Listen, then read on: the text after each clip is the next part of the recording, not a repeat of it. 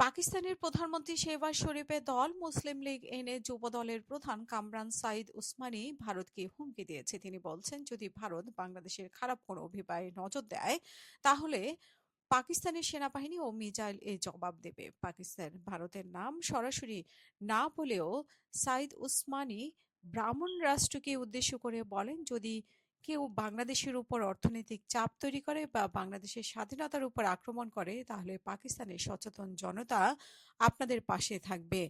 আমি এখন ব্রাহ্মণ রাষ্ট্রকে পরিষ্কার করে বলে দিতে চাই, যদি কেউ বাংলাদেশের দিকে কুদৃষ্টিতে তাকায়, তাহলে পাকিস্তানের মানুষ, পাকিস্তানের সেনাবাহিনী আর আমাদের মিসাইল কিন্তু আপনাদের থেকে খুব বেশি দূরে নয়। ভিডিও বার্তায় ওসমান হাদির বাংলাদেশকে কারো অধীনে দেখতে না চাওয়ার ইচ্ছার কথা বর্ণনা করেন সাঈদ ওসমানী।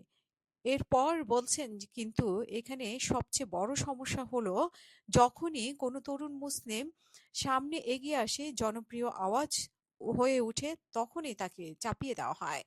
এই ভারতীয় মুক্তিযোদ্ধারা তাদেরকে দাসত্ব থেকে মুক্ত হতে দেয় না, যাতে তাদের রক্ত চুষে নেয়, এবং সেটা বাংলাদেশের পানি বন্ধ করে হোক বা অন্য কোনো মাধ্যম, কিংবা কোনো হট্টগোল লাগিয়ে মুসলিমদের সঙ্গে মুসলিমদের লড়াই বাঁধিয়ে দেয়। কিন্তু এখন মুসলিম তরুণরা তাদের এই ষড়যন্ত্র খুব ভালোভাবে বুঝতে পারছে। এখন বাংলাদেশ আর পাকিস্তানের প্রতিটি বাচ্চাই ওসমান হাদিকে মেরে ফেলা হয়েছে, কিন্তু তার চিন্তাকে মেরে ফেলা যায়নি। এরপর বাংলাদেশকে নিয়ে সাঈদ ওসমানী বলছেন যে, আজ বাংলাদেশের মানুষ ভারতের আজাদী থেকে পুরোপুরি প্রত্যাখ্যান করেছে, এবং আমি বাংলাদেশের আমার ভাই বোনদেরকে বলতে চাই যে, আমরা আপনাদের পাশে আছি। পাকিস্তানের মানুষ আর পাকিস্তানের সেনাবাহিনী আপনাদের সঙ্গে আছে।